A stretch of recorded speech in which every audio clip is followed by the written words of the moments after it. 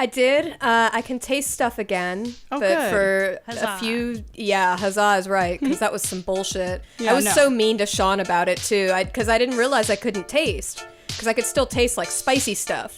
So I just thought, like, oh, my boyfriend can't cook, and he's, like, waiting on me hand and foot, like, bringing me eggs in the morning and shit, and I'm just like, why didn't you put salt in this? Like, why doesn't this taste like anything? Oh, no. No, I'm an asshole.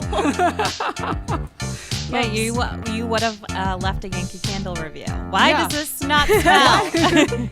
You I was forgot the smell completely of one my of those candle. assholes on Yelp in like March 2020 being like, the food at this restaurant sucks and it doesn't taste like anything.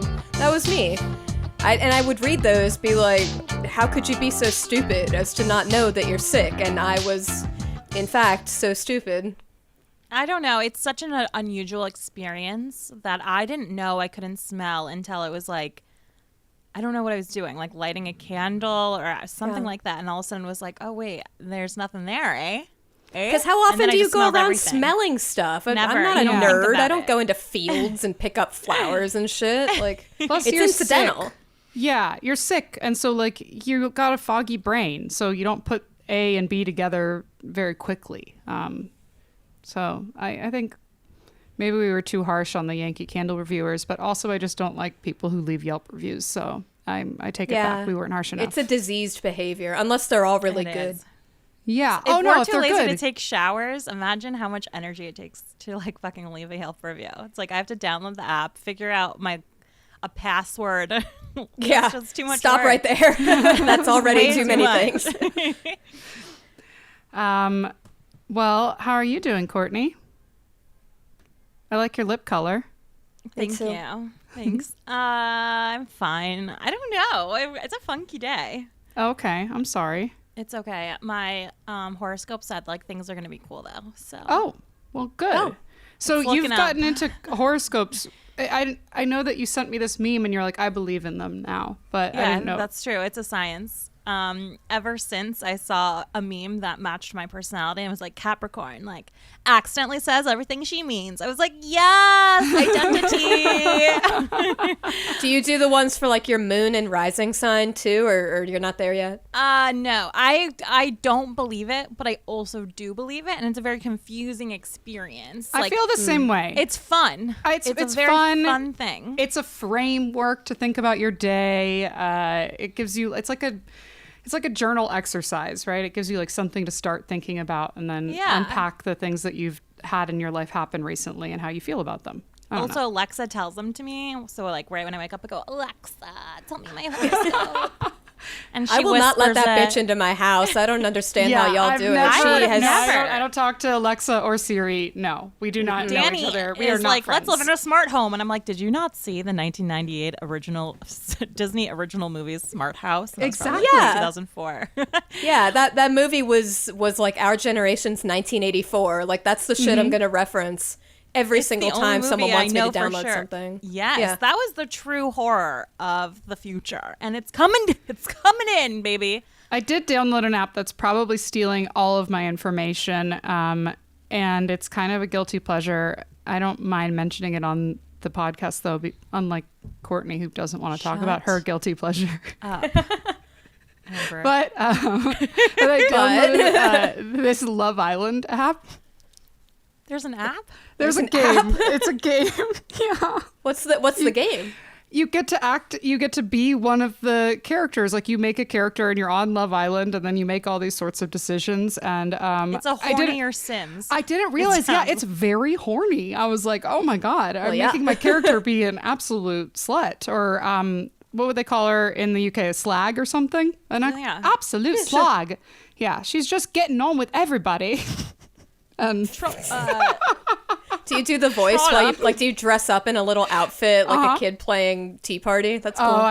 I wish I just need like more wrap around like bodycon dresses, and I don't really have that in my repertoire at the moment. But Yeah, I got rid of all Really? my bodycon at a certain point. Now it's just I know. gone. I'm sorry. The I'm cheese sorry. stands alone. I didn't realize I was the only one still doing bodycon in my 30s. Okay. Well, no, I have like plenty of glitter and leopard print and stuff, but I just don't have the like, the bandage type dresses. The bandage dress. Yeah. the Oh, I bandage. know. I never They look had good one of on no those. one. I don't know why I have so they many. Make you they lumpy. flatten They everything. always- it's like flattened up in, with, the like, in the teats. wrong places, lumpy in the all bad.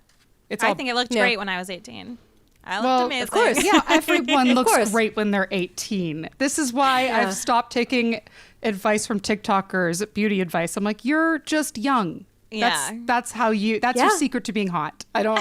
There's nothing. Speaking no of other beauty information. advice, I got fucking Botox. Oh my I don't God. mind It telling looks people. really good, by the way. Oh wow. Can y'all see? didn't Like if I want raise my you- eyebrows, my face doesn't I make. Yeah. think it just, you look more I mean, no, but you angular. It just looks did raise good. your eyebrows and it looked natural. So that's good. They Not like- gave me the bare minimum. I had a Groupon. Oh. So I got Botox under circumstances that I cannot in good conscience recommend anybody gets Botox. I went to a med spa. I took their least seasoned injector person. She was very perky. She explained nothing to me. She was just like, let's do some Botox. And I was like, I am just sitting here. And then she injected a bunch of crap in my face, and it was kind of uncomfortable, and I had a migraine all night. And after about a week, it paralyzes your muscles. Yeah. So I can't, that's what makes it look smooth, is that your Yeah. muscles are paralyzed. And normally if I raise my eyebrows like this, there's all these sprinkles right here, and it's eerie. I have none of them. They look like this normally. Yeah, and they'll come back, and I don't have the Yeah. money to like maintain this. I just had a Groupon, so It's interesting that it gave you a migraine because some people get Botox to treat migraines because Yeah, that's that's what I was a about to yeah. ask. Well, a lot of people get apparently, and I did not learn this from the lady who injected me. course Again, not. she told me nothing about anything. She had no business explaining medical things to me, for sure. But a lot of people do get a headache like the day of, and then, I am prone to migraines. And I gotta say, since that day, I haven't had one once, except the Oh. day that I realized I had COVID. Oh And that was probably yeah, just that's probably a COVID. stressful. COVID. Yeah, that's COVID. Yeah. Oh So my I don't know. gosh. I'm like, I Do you might think you got COVID try at the med and- spa? I really hope so, because that's a really funny thing to do. It could be a few places, but that's the Yeah. one I want it to be. I can't figure out where in New York you wouldn't get it, especially when it's freezing out, unless you're home. Like in same. Well, cases LA, aren't that bad here right now. I was like just starting LA's to crazy. see people again. I mean, it's it migrates around the country, and one place is bad at one time, and I feel like we're kind of following patterns at this Yeah. point. But like, Yeah.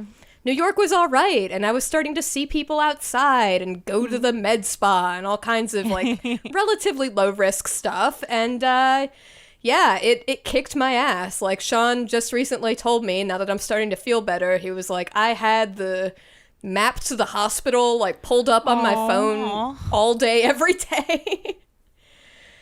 Yeah. Well, So, I'm glad but you're I didn't have to doing go. better. It's literally so crazy that we're just like, and now everyone's gonna get this thing, and I'm like, and comparing it to the flu is just not comparable. You don't get the flu every year. One does No. not. The flu is terrible. It's literally can like also kill you. It doesn't kill as much as COVID. It's really strange that we're just being like, okay, and The symptoms for mean, me have like it. haven't been flu-like the whole time. It'll be like one day I'm all stopped up and coffee and shit, Yeah. and then the next day I'm just dizzy and can't take a shower by myself, or I'll fall, and it's unpredictable, and I don't like it. It's weird. It makes me feel weird. had I been more mindful, I'd probably be able to describe it similarly. But I mostly just slept the entire time.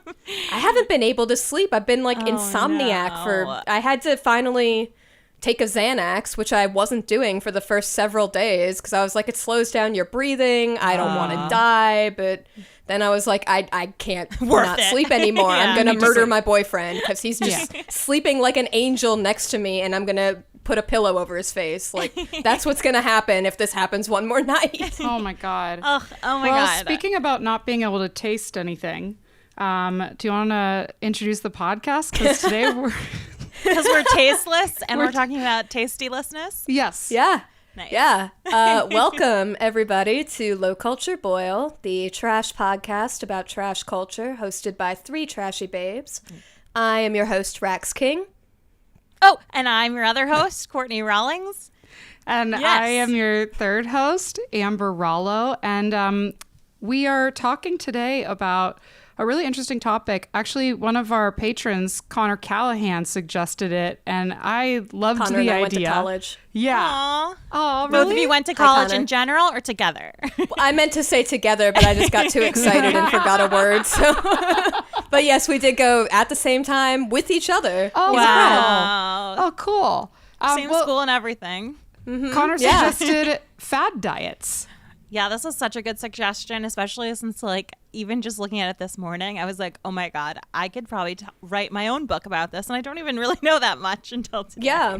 Well, that's the thing about fad diets, I think, is like everybody, at least every American for sure, has had a brush with them. Like it's so ingrained as just something we've come to expect now that like every few years there's going to be some hot new pop diet and, you know, a whole shitload of people are going to adhere to it and swear by it, and it'll go on like that for about a year, and then most of those adherents will drop off because dieting, you know, one big thing about it, it does not fucking work. It is Yeah. so hard to actually like have major lifestyle changes like that stick. And you know, so people start doing keto and talk about how awesome they feel on their all beef diet or whatever the fuck you eat on keto, and then after a month they're like, I can't eat any more beef, I will die. The only thing that works about diets, and it's interesting now that we use that word to mean taking something out of your food when generally it used to mean like just your intake. Like a diet of like a dog's diet is like what they take. It's not like what they don't take in. But the only thing that works about it is you bring awareness to what you are eating. That's it. It's just a general like paying attention, which is all that a diet should be, in my I have opinion. like goals. I think it's like, I feel like the healthiest diet or that I've ever seen has always been like, just notice if you're eating more vegetables or more sugar that day. Literally just notice it. Yeah, and then like right. you can go from there. That's and like kind of adjust mindfulness, as needed. Courtney. You just described I'm like mindfulness. kind of like, I think I woke up today mindful. That's what I mean by a funk. Oh. I'm mindful today, guys. So don't mind me. I won't be Adderall yelling at you. Oh no, I'm gonna miss your Adderall. Also, I forgot yells. to take my Adderall. That's why. Oh, Hence the mindfulness. Yeah, I ate some veggies today. Anyways. I mean, I think the thing about fad diets is like you can, you know, not every diet is specifically a fad diet. Like vegetarianism, really not a fad diet. It's been hugely popular for many decades, and there are entire cultures that are pretty much all vegetarian. And, you know, eating kosher, that's a religious diet. People tend to stick with that their whole lives. But a fad diet typically involves some kind of celebrity endorsement, which is often the key to their success, especially if you're selling some kind of like unapproved supplement. Like you need somebody to step in and legitimize that for you. And, you know, why not Kirstie Alley or whatever? Another important aspect is that they tend to market to specific groups of people. In recent decades, those specific groups are almost always women, and almost always like women that the marketers think could stand to lose a few pounds. Like it's not super skinny women who are being told by their doctors to diet. oh no, but Ever. a lot of women are being told by their doctors to diet, which is Yes. based solely on like BMI, and not even that sometimes. Yeah, which is a nonsense metric to begin with, but you know, Yeah. been using it for so long, it's that ingrained. Yeah. They tend to promise benefits that are physically impossible. Like you'll see fad diets on their literature. They're like, you know, lose 50 pounds in a week. And you're like, I think I would die probably. Yeah. Like no workout. Don't change your right. diet. Just take this thing. In that same vein, fad diets tend to ask their participant to make like really big, sudden changes all at once, rather than something like what Courtney just described, where you slowly condition your brain to different types of habits than it's used to. And finally, they will be based either straightforwardly in religion, like with that crazy bitch Gwen Shamblin's like diet church, where as long as you're starving yourself, you're good in the eyes of the Lord. But even if they're not that straightforwardly religious, they tend to profess some spiritual benefit. Like if you adhere Or to this moral diet, benefit. right, your mind will be clear. You'll have more patience with your kids. Like all kinds You'll of be able to work harder. I thought Yeah. that I didn't have any experience with diets, but we were going through all of this, I was like, oh yeah, we did that in the ashram. Like some of the diets that we'll be talking about, we definitely did in the ashram, but I didn't think of them as diets because we weren't doing them to lose weight, but it was more like about being more spiritually present, which is kind of bullshit and is like a sheen that we put on things sometimes to not say that we're doing it to lose weight because we don't like to say that out loud. Right. I think that another thing about fad diets that, differentiates something from a fad diet from like a diet or a lifestyle change is a fad diet promises, like what Rox is saying, huge changes really quickly. And all those changes are, the most important one is that you're going to lose weight. And losing weight is then later coded as morally good, associated with better sleep. And it's basically saying like, you're not going to eat hot Cheetos or chug alcohol. So like, obviously you're going to feel better if you do those things. But plus you're also like, I don't know how you're going to feel more clear headed after only eating juice for 3 days, but that's something that they're going to promise you. So you lose weight at an alarming rate and you become smarter. yeah. You get like a sort of a high when you starve yourself for a little bit. There is like a high that comes from it, and that's when you like feel better from juice cleanse. And it's because of something happening. It's like sugar breaking down, and basically you're getting a sugar high but you're breaking down the sugar in your fat. Yeah. God. Yeah. It sounds so scary when you put it like It is that. a little scary. It's not the kind of thing you're supposed to be doing to your body, I don't think. Like, I'm pretty sure you need a certain amount of sugar to, like, survive. Yeah, you do. You So- need it. It's not great, but And there are also diets that, on top of the rapid weight loss that they all like to promise, they'll promise, like, batshit crazy benefits, like, if you do this diet, it'll cure your cancer. Like, there's a lot of snake oil shit like that, where they're essentially trying to discourage you from relying on medicine. And there is, I mean, I will say there's an argument that, for example, like, we take too many antibiotics. There are doctors who will prescribe antibiotics for absolutely everything, and as a result, like, all these viruses are becoming stronger. Stronger. All these illnesses are able to conquer antibiotics that weren't able to do so before, and that's not good. But the idea that, like, a human body never needs modern medicine is fucking harmful. Like, there's a reason that shit like Doctors Without Borders exists, and there's a reason that one big thing that we keep trying to do in all these countries that we have irreparably fucked up with colonialism is send doctors there. People need to be medicated against illness and disease, and there are all these diets, particularly in the US, where, access to healthcare is kind of a travesty, but the healthcare is generally very modern and very high tech. And so I guess that combination of things makes us really susceptible to this, like, well, I don't want to lean on modern medicine. I want to instead go back to the earth and eat a bunch of vegetables and, grass-fed meat only. And that's going to make my body healthy. You said it earlier, like you said something like, oh, we have celebrity endorsements in case because if you're trying to sell something like an uncertified supplement. You said some word like unreal supplement, basically, and just there are no certified supplements. We don't have those. Right. Yeah. The FDA does basically. not have to approve them unless you can prove that they don't contain the stuff they say they contain. And that process takes Forever. years and years of, like, drawn out court battles.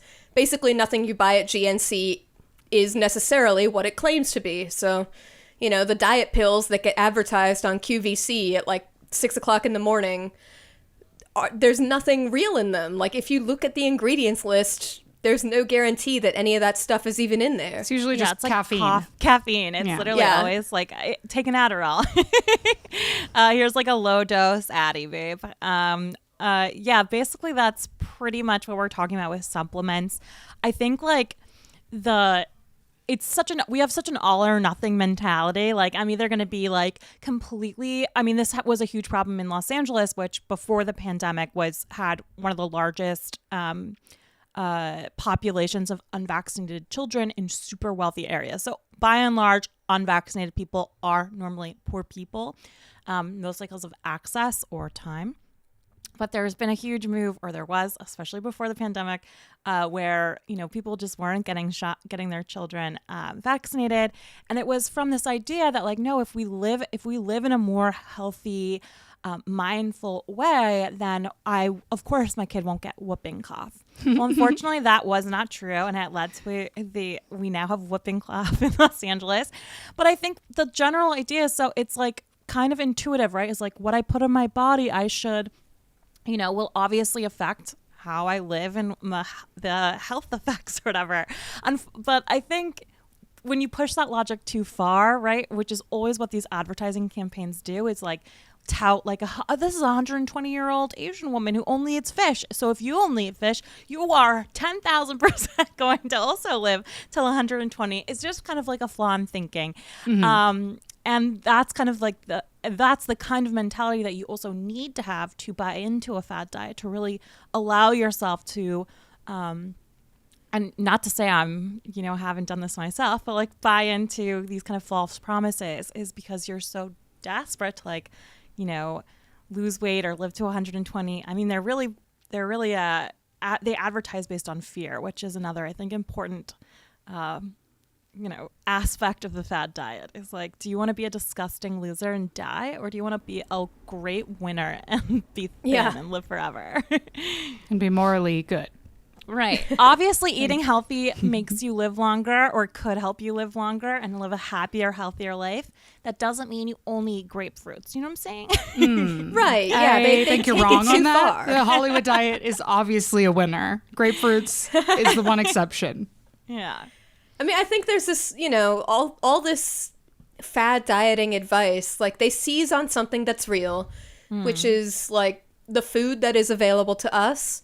A lot of it is really processed in a way that our bodies might not be designed to handle.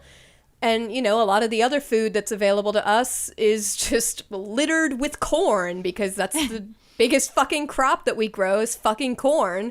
And, soybean oils and everything, palm oils and everything. And it gets genuinely overwhelming if you're a consumer. And, it's no wonder people are looking for ways to sidestep what they see as the negative health effects of eating all kinds of American food. The food that is available to us doesn't necessarily bear that much resemblance to the versions of that food that existed 300 years ago.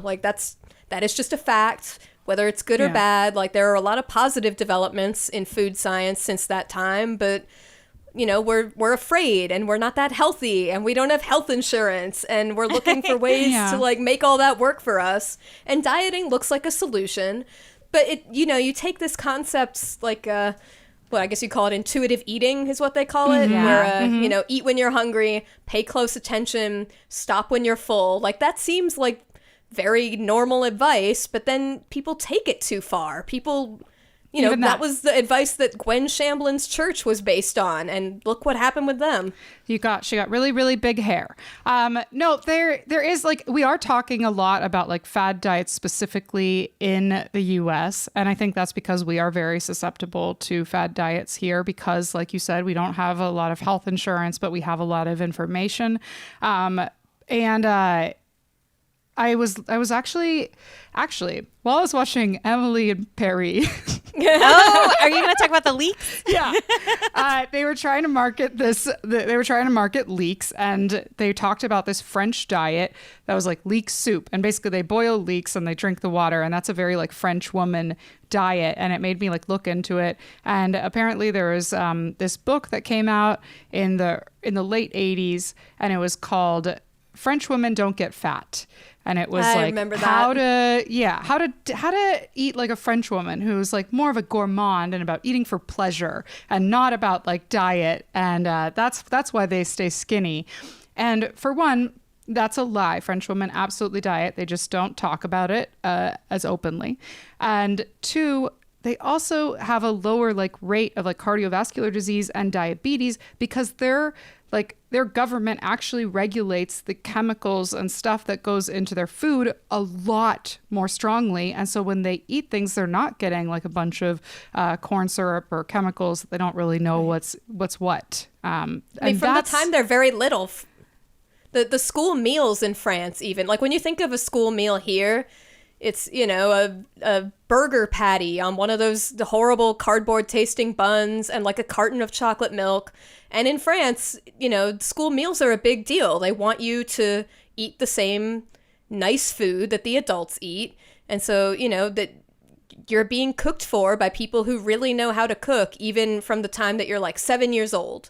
And you're eating real, I mean, I hate this word in terms of food, but it's legitimate here. You're eating wholesome food that contains only the stuff that it purports to contain, you know, nothing hidden and nothing sneaking in from factory farming, you know, cross-pollination bullshit. It's all exactly what it says on the label. And that's how you eat from the time you are a child. You know, you're not double fisting Cheez-Its the way I was and still am. Yeah, I know. Still, me too. I will eat a box of Cheez-Its for dinner, for sure. Right, because mindful eating only works if you're eating whole foods in the first place. And you will not, I promise you, until you get sick, be full off a bag of Doritos. Take it from someone who has proven this theory time and time again. Family size bag, no fucking problem. It doesn't matter. There's nothing in your tumbaloony, okay, to be like, and now you're full. I go, am I actually more hungry? Yeah, because there's a chemical in your tongue that you taste that you're like, wait, I need more. It gave me just the taste, and then after it was in my stomach, I needed more of that taste. It's addictive. But they like, also the French, they go grocery shopping for the day. So they're not eating a lot of preservatives. Imagine getting paid enough to like have the time to go fucking grocery shopping. I know, right? I love going to the grocery store. I fucking love it there. Too. I could be in there for 6 hours and use every second of that time. I live for the ice cream section, which I'm sure they don't have in a French farmer's market. No. But it's just shelves and shelves of the $11 ice cream, and I'm horking them into my tote bag like a fucking dirtbag Santa Claus. Oh my God, I want to go to the grocery store so bad. I'm almost out of food, you guys. Oh God, you need food. Yeah, it's a snowstorm and I have COVID. Oh, well, God. Sean has COVID now. Yeah. Oh no. Yeah. Oh, no. I guess we are a pair. Yeah. Oh. So, well, and also it was a blizzard on Friday, so it was just like Wait, was it? I'm working on the same inches? Like last two eggs.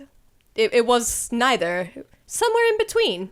Okay. That wound up being an okay 2 to 20, estimate. and I was like, that's not a real number. You guys need to learn how to do weather better. I don't know what's happening. It was between 2 and 20. I couldn't tell you where between. Closer to 2. Okay, cool. Okay. I did like the videos of Shug going out in the snow. I know. Those made me so happy. She sucks so bad in the snow. She will walk so like funny. a foot and then just give me this pathetic look like, what do you want from me? I don't think Boris would leave the door. Like, he would definitely like straight leg me and be like, nope. Mm-hmm. I would have to like literally pick him up. Because he also, like Shug seems to think with you, he thinks that I control the weather like a god. Right. And he would just be like, stop fucking around. Yeah. Turn what off is all the this water. disgusting stuff? Yeah. Anyway, French people, they're better than us. No. They also get to protest like all the time. Like if you go to true. France and you try and use a business, like 10 to 1, it's closed because everyone's protesting. It rules. Yeah. I mean, I think I like take what Amber's saying, and I think we should always bring it back almost to like places like Europe or really across Asia, across the Middle East, where there is something like an FDA that is enforced and part of, you know, the general health, right? Where in the America, it is the fad diet, I think, has such a power over us because we are such it's your responsibility as an individual to choose and decide what you put in your body. And if you choose to put American cheese in your body, you're trash. You're a bad person. Yeah, just generally bad. And to your core. And the advice that we get from our government, like remember the food pyramid? Yes. That shit is meaningless. They were telling you to eat 11 servings of bread a day. They had to be like, it was so stupid. They had to be like, mea culpa.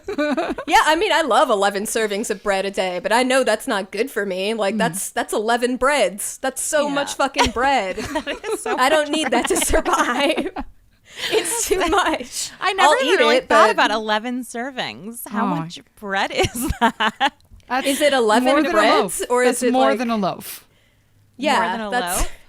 You're putting away a loaf of bread a day on the food pyramid. That is I significant. envy our ancestors, our American. I know, and they thought that was good, and like all that shit is paid for by lobbies. Like all the advice that we get from our government, we know we can't trust, and it's the same instinct that leads people to turn to something like QAnon. You know, like people know that the official explanation coming from the bodies that are supposed to look after us, they know that something's hinky there, and so they assume that someone somewhere has the correct answer, and that makes it really easy for grifters and speculators to be like, I have the correct answer. It's in this shitty cookie that tastes like cardboard.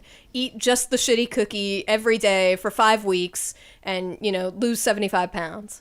Oh, Yeah. and P.S. It's full of just chemicals, but chemicals Yeah. that are not going to make you fat today. Yeah. Like maybe Not down today. the line. If you stop at any point, then yes, it will make you fat. I'm very always suddenly. shocked by how those frozen meals or like meal replacement bars literally taste like I'm licking a beaker in the science lab. I know. Like truly disturbed, plus like a little chocolate coating. Oh, yeah. And Yeah. I feel like that is another crazy Americanization that, is like speaking again to our access time, not having time to be able to make yourself the human version of lean cuisine, so you have to buy the frozen version of lean cuisine, having to replace a meal with a bar.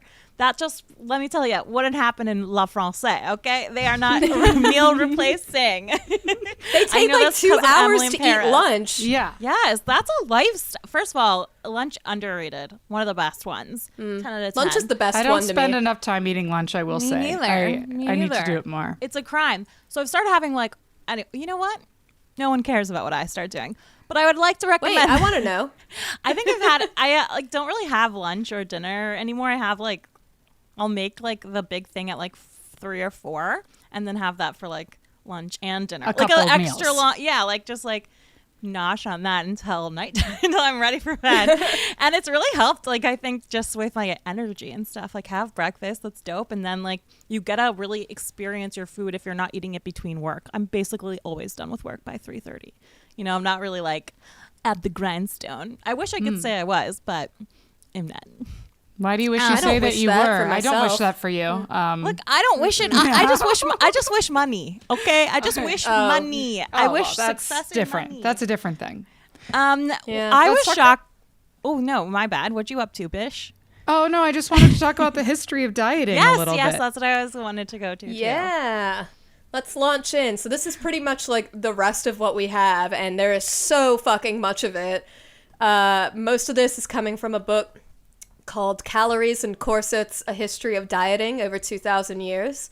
And then just from other places that are Oh my less god! cool. There's so many times I've looked at buying a waist trainer or a corset. You have Oh my God, same. no idea, and I know that's Thanks a I lot, don't Kim need that. Kardashian. It's silly. I absolutely not. It's not good for you. It's dangerous, in fact. But I still. Well, Well, there's there a is little this- princess part of you that just Yeah. wants to look like a Kardashian. Everyone I just has want to it. look like Yeah. a little hourglass figure. And I'm Yeah. sad that the Kardashians are taking out their BBLs, and I'm sad that it seems like maybe we're going back to the heroin chic look now. I don't like that I don't either. like that. That's not I'm going not to a work fan for me. of that. So I'm neither like I've never been like in the I don't know what. Well, never mind. But yeah, I just don't. I'm not looking forward to it. Sorry. Corsets, Calories and Corsets, History of Dieting Over 2,000 Years. Tell us about it. So- Rex. The earliest fucking Jiminy Glick vibes. Jesus Christ. Tell us about it, Rex.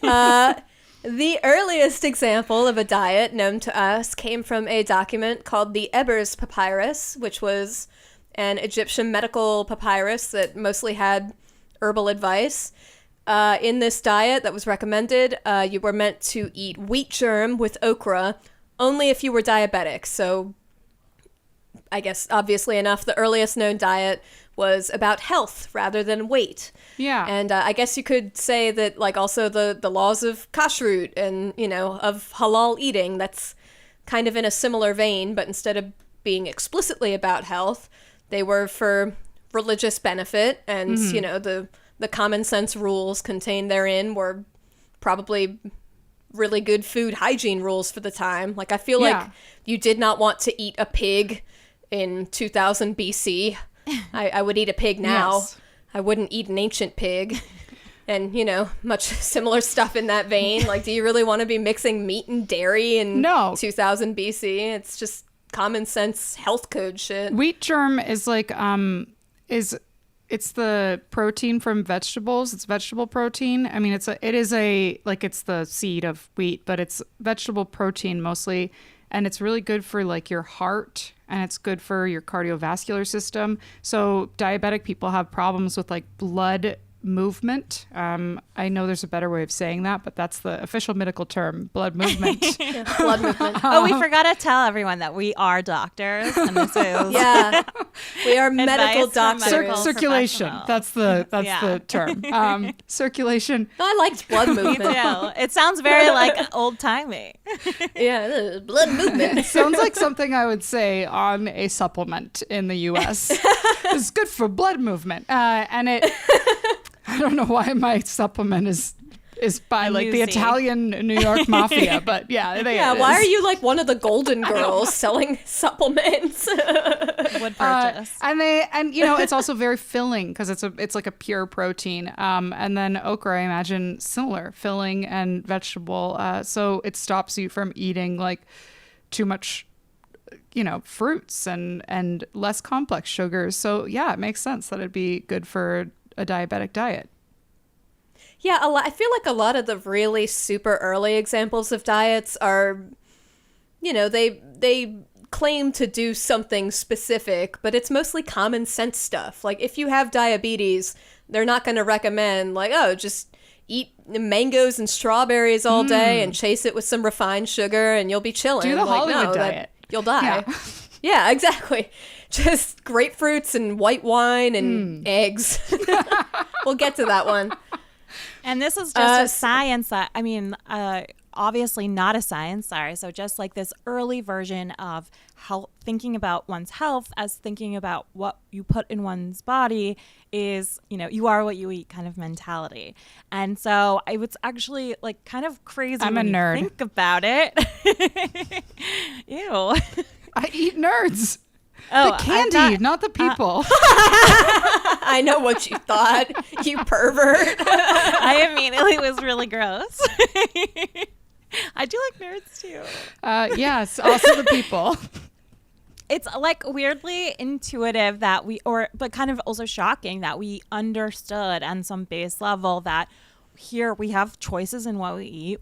There's some things that will kill us and some things that keep us alive. Let's take that one step further and realize that the alive foods that keep you not dead, you know, some are better for you than others. And actually, there's even certain kinds of people, we'll call them diabetics, who need to eat a whole different kind of diet. And I think that's just, you know, outside of a scientific community, quite impressive. Well, it's also like it's different than what we have come to think of. Like even we'll talk about like the shape of women's bodies that has gone through fads and like what is popular and what is not popular. Like women are supposed to be shaped like this, or women are supposed to be shaped like curvy and with a little soft tummy, or women are supposed to be shaped like long and wiry and have like muscular. Women are supposed to be shaped like with nothing but skin and bones. That's ridiculous. Women are a group of individual people who are all shaped differently. Prove it. I'm not so sure about that. I'm not Citation needed. 100%. We're This special is more most of your snowflakes, quote unquote okay? doctor talk. And you call yourself a doctor. No, I mean, I think it is really kind of incredible how you are what you eat was basically the prevailing medical attitude for like thousands of years. I mean, that was all we had. I mean, that's all we There could see. wasn't like, yeah, it was what you could see, because it wasn't like, you know, you could diagnose so-called invisible illnesses. Like if somebody was blind before bifocals were invented, functionally blind, or if somebody, had eczema or something, or I don't know, any number of things that can be wrong on the inside of your body without you knowing it offhand, like, there was just nothing to do about any of it. All you could really do immediately was give people the herbs that you were already growing or the food that was available to you and, give it to them more or less based on what you could observe about their bodies. And, of course, it's just an obvious observable fact that the things you eat end up making your body look different ways. But the look was really, like, secondary. It wasn't purely about aesthetics. Like, people were looking at your body after you changed your diet to see if there were observable signs of illness still. Yeah. Right. Or if you looked healthy generally. Typically in your poo-poo and pee-pee, according to etchings that I see all the time in art history teaching. All the time? You often look at etchings I love of it. poo-poo I and love pee-pee? etching. When I used to teach, like, obviously I would love to keep teaching, but we'll see. When I would teach art history classes and show them, like, I don't know, 16th century etchings, people would be like, what's that? I'd be like, it's definitely pee. That's just a man looking at pee. That was just like a thing that everyone was doing, was just looking at their pee. And that's one of the observable signs. Another thing was blood, but yeah, mostly it was like, what can I put inside? Does it make me feel better? Can I self-report something making me feel better? Does my poops look like what the guy down the street says they should look like, or does my pee smeller look like that? That was science. And to be fair, is it a number 3? Totally different than what we still do to this day. Yeah, no, we still have do the some of stool that. chart. There's the chart. What is it called? It's called like the. I like stool I think chart. it's called the Sounds stool pretty chart. Scientific. And Yeah. there's like, blood it's like movement. goes through the solidity and color of different poops, and it's like number 3 is the healthy one, and then if it's like goes like through, like if it's on the side of 1, then you need more water and fiber, and if it's on the side of like 10, you need more. I don't know. I don't know what, honestly. I just You call yourself a doctor. I do. Yeah. Dr. No, Amber. it's really not entirely different from how we do medical observation now. I guess the primary difference is, like, we have a lot of different methods and we have a lot better tools and, actual medicine that we can give people instead of just being like, your humors are fucked up. Yeah. Like, go do melancholia until they're fixed. Well, now we you can also have technically then like the pain chart, which has been invented by the opioid industry. So I hate another the pain fact. chart. I hate the pain chart. Every time I have been to, like, the emergency room, which is kind of a lot because I am not a well woman, and so I'm always in the emergency room having a great time at the hospital, when suddenly some asshole comes in with the pain chart and makes me look at all the stupid, shitty little faces and be like, are you the kind of sad guy, or are you the guy who's about to, like, die in hell, or what kind of guy are you here in the emergency room today? I am just trying to vibe out at the hospital. yeah, no big deal. I mean, also, I like, wouldn't be here if I'm I was sorry, I'm in smiling. the emergency room. What do you think I Yeah. am feeling? Like, aren't you the doctor? You Whatever tell number me. is an emergency. Yeah. That's God, something that I we will hate the be pain talking chart. about in the near future to make fun of like so-called sciences. I think health science is just so funny because there are things that we can prove. Like if you eat a fattier, more meat-forward diet, you're gonna be able, and you're working out, you're gonna have like bigger, thicker muscles. That quote unquote science Sorry, I'm is just largely flexing. observational and does change body to body, but we call it like the median, the norm, right? So we have these like norms now.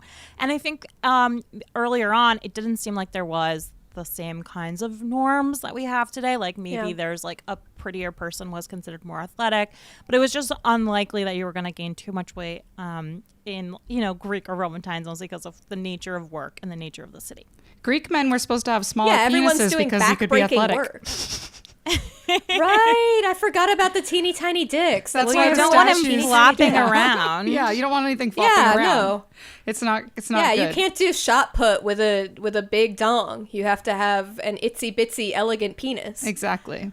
Mm-hmm. Or Sorry. so I've been told. Anyway, another aspect, I mean, as we've said, like dieting as medicine was basically 50% of all medicine for a long, long time.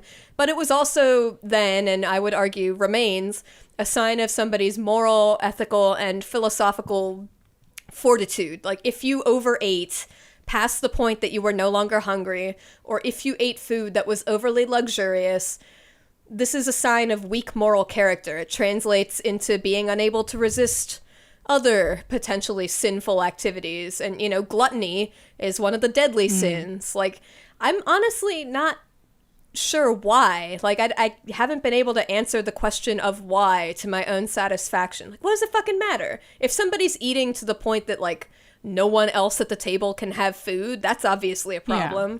But if somebody, like, goes back for a second helping, like, who cares? Good question. Yeah, I think it's a sin. Stumper. It is a stumper. Yeah, okay. The doctor is stumped. I don't know. Yeah, I mean, this is like so imbued into like definitely the Protestant ethic, especially, but going back to Greek and Roman times, just like the ability to control one's desires is an important one. And the reason it gets like caught up with moral stuff is like, yeah, if you see your wife cheating, you probably shouldn't murder the guy that she's cheating, or her, you know? And that's like, so if you can show restraint in murdering, you can show restraint in your diets. So there's just like, you know, again, it's an all or nothing mentality. It's just very funny, the food getting mixed up in this, but so it is. Yeah. I guess it's just another form of like potential indulgence that they want to cut off that avenue if possible. And I think gluttony also includes things like drinking too much alcohol, eating all the donuts. I don't know, you know, what counts as gluttonous or what doesn't, but you know, if I ate all the donuts, that would be a gluttonous day. And but you call yourself a priest. I know. I know.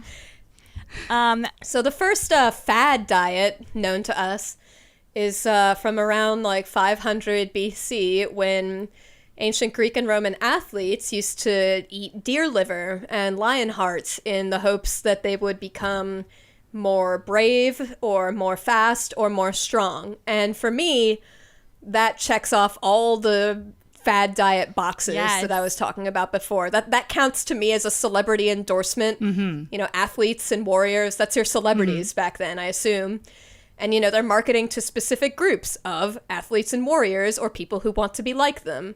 They're promising benefits that are physically impossible. I don't care how much deer liver you eat. You can only be as fast as you are. You cannot gain superhuman speed by eating a lot of deer liver. Wow, you can't gain bravery by eating a lion heart. What? No, that's not how bravery works. You are afraid and then you face your fears. That's bravery. I learned this from the Wizard of Oz. Everybody knows this. They didn't have the Wizard of Oz back then. I would really love to show it to them. They could learn a lot. That was until 1939. This also speaks a little bit to like access. So I assume not everyone had access to something like a lion heart, but if you did, you would be like, wow, how amazing am I that I'm able to afford the luxury of like a heart, you know, eating, you know, thing, which is like the acai. Let's say like I would love to have acai bowls like I see on, you know, the interwebs. Unfortunately, I've literally no idea where to get them or how to make them without spending like $14 on I don't really know what they are still. Acai is a tiny little berry, but I used to eat them in Brazil a lot because they were just common there, not like it wasn't like a superfood thing. It was just like a, you know, you just get it from the, you know, bodega place down the street. It's just like where you get your smoothies. But yeah, I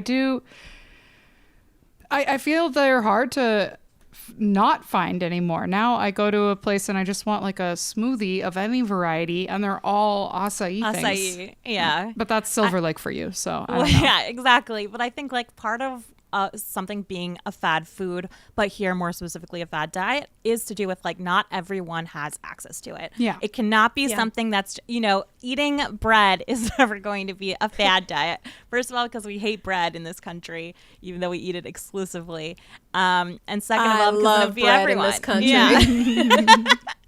We're changing the American flag to little bread loaf stars. Oh, I love that. So cute. Oh, that'd that's be a more so peaceful cute. America. Okay. Mm-hmm. Anyway, so I just thought I'd throw that out there. It was something I was thinking about when thinking Lionheart. I think access and class politics. Well, yeah, because the lion had to go to the wizard in order to get his heart. Right. I mean, it's really a classic like con man maneuver. The whole way that you get somebody to submit to a con is by making them kind of think they might not have the opportunity to. Like you offer them, or you you make it known to them that you have loans available, but you tell them they don't qualify, and then they like have to have a loan at that point. Yeah. Or, you know, you go to this place, like one of these check cashing places, and you kind of act like you're not going to cash your check, and then somebody comes in and offers to help you because you're on your way out the door, like downtrodden. All of this stuff is con man behavior. It is con man behavior to be like, I have invented a food. It's called an acai bowl. I have discovered these berries from from darkest Brazil. It's always got to be some exoticized element to it. And, you know, you too can see all the benefits that I've seen from my berries if you only pay the high price of such and such number of dollars. And then the people who can afford it are like, oh, thank God, I have this incredible opportunity in front of me that, you know, poor downtrodden people don't have. Yeah, that's like the entire universe of the superfood in general is not only is it just about access at this point. Remember when like Michelle Obama was like, why don't poor people just start a garden on the sidewalk? It was like, well, wow. Way to solve it, Michelle. Yeah, let them eat garden vegetables. But even after that, you cannot grow acai, so far as I know, easily in America. I have no idea how you get it there. Acai is not easy to bake. You got to buy it from the bowl place. So again, just that's the other thing. More and more levels of, you know, difficulty. Yeah. I mean, we're like, you know, that's a big part of what's contributing to us deforesting the Amazon now, is we insist on being able to get like huge quantities of things like acai and quinoa, like stuff that the native populations have eaten just because it happens to grow there. And now we insist on having so much available to us because it is this fad that we're fucking up their environment and we're like taking their staple foods away. We need the palm oil for Impossible Burgers. Don't we like throw away like 60% of those foods or something? Some crazy amount of foods sold at grocery stores. We throw away a lot of food sold at grocery stores. I think California just passed a new bill that was like now grocery stores cannot have a lock on their dumpster. It's like illegal to have a lock on your dumpster, and they need to try to give away the food before they throw it away. It's so disgusting that that's even like it's a thing horrible. that had to be said. Yeah, it's fucked up. So apparently in the Victorian era is kind of when like industrialized food really like gets going. Things are vibing in the UK at all.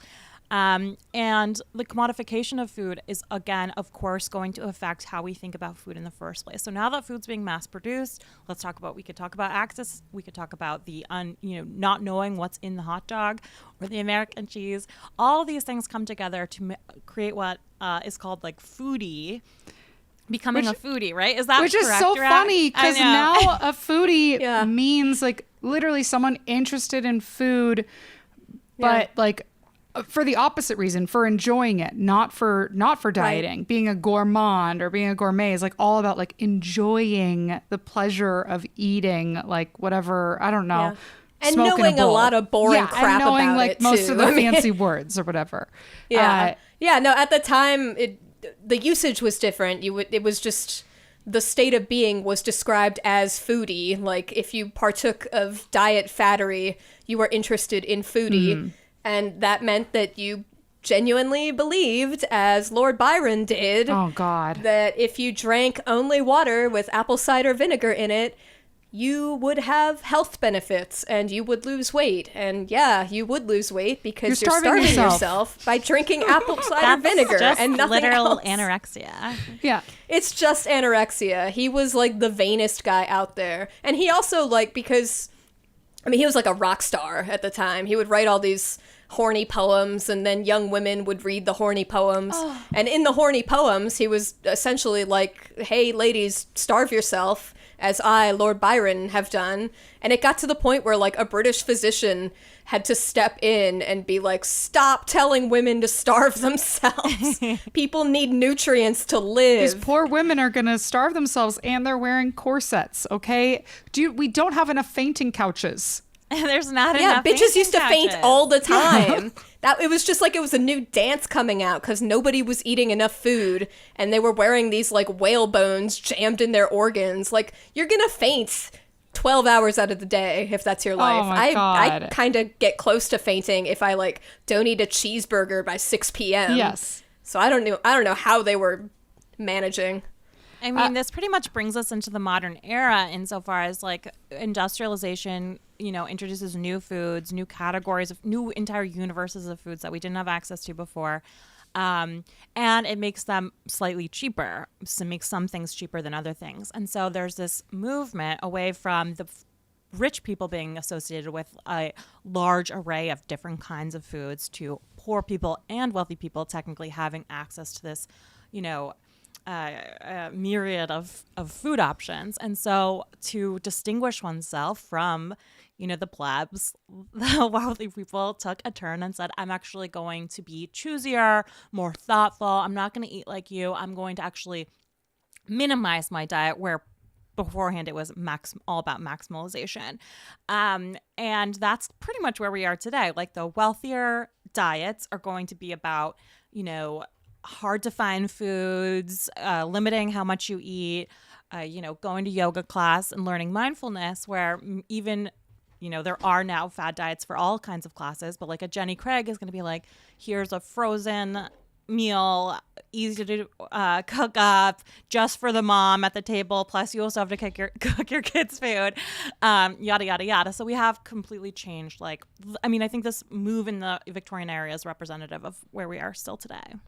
Yeah, the more widely available you make food in general, like the more wealthy people have to distinguish themselves by not eating as much of it. And, it kind of mirrors a similar change where up until this time, it was super fashionable for rich people to be plump, if not fat, because that's how you show that you have plenty to eat at home. Whereas poor people, you're kind of limited to what you can grow and the scrap that you can afford on your wages. As soon as food, it's getting canned, it's getting shipped all over the country. You can have canned pineapple like anywhere in the world at this point. And it's no longer such a mark of distinction to be fat. Like anybody can eat enough to get fat. So you have to instead shave it all down and make yourself very skinny. And that's the refinement. Was canned pineapple one of the first things to be canned? I just wonder. I don't know if it was one of the first. It was super, super popular once it was canned. I think because, we have this colony in Hawaii and and they loved canned foods and Well, okay. So then is disliking pineapple on pizza classist? Well, I dislike pineapple on pizza, so call me Marie Antoinette, because that shit is gross. I find it disgusting as well, but I also am very picky about pizza. I am too, kind of. I like it. Like, I like the salty and sweet. I'm a sicko. Yeah. Should we take a break and then talk about like crazy modern day diets, of which there are a million? We can probably start with like Graham and Kellogg. Oh my God, definitely. Yes. I just love the idea that like these Victorian people were like dieting and also raising pigeons. That was like, they were becoming fanciers and foodies. Those fanciers and tapestry. Fanciers and foodies. That is cute. Mm-hmm. Well, that was our episode for today. This is going to be a two-parter, so one of the parts is going to be free and one is not. So if this is the free one, hello. Go to patreon.com. It is the free one. This is the free one. It comes first. I like the idea of the patrons getting part 2 and then you listen to part 1 for free. A real teaser. Yeah. Part 1 Oh, is, God. like that. Take your Adderall. Part 1 to be the free one. No, I'm like, what's wrong with me? Why did I think today would be a good day to move on? Grow up. Do it. Pay us. And that will make us happy and you happy because you get twice the amount of episodes. Yeah. Plus, we're introducing all new stuff all the time to our Patreon page, and so we would love for you to join us there. It's like a little hangout area. We can hang. We are going to have more video content for you, et cetera, et cetera. The more you pay, the more that happens. And we're going to be doing a live like advice segment soon. So yes, that's right. And it's for patrons only. Now. Yeah, it's all diet advice from 3 dietitians. It's me just saying eat 11 servings of bread for an hour until I can't breathe anymore. Yeah, and then sugar if you have Yeah. time at the tip top of the pyramid. You could butter it and put the sugar on top. I used to eat that That's for right. breakfast. Last I night. used to do that, yeah. I used to put butter and cinnamon. Fucking cinnamon losers. toast, okay? I literally had that yesterday. It's delicious. I'm going to have it in 10 minutes probably. 10 out of 10 would recommend. So if you want more on dieting, but even cooler stuff, just as cool, but more modern, do that, what I said. I'm fine. Goodbye. Patreon.com/localtreboil or whatever. We love you. Just saying. Christ. Bye. Bye. Bye.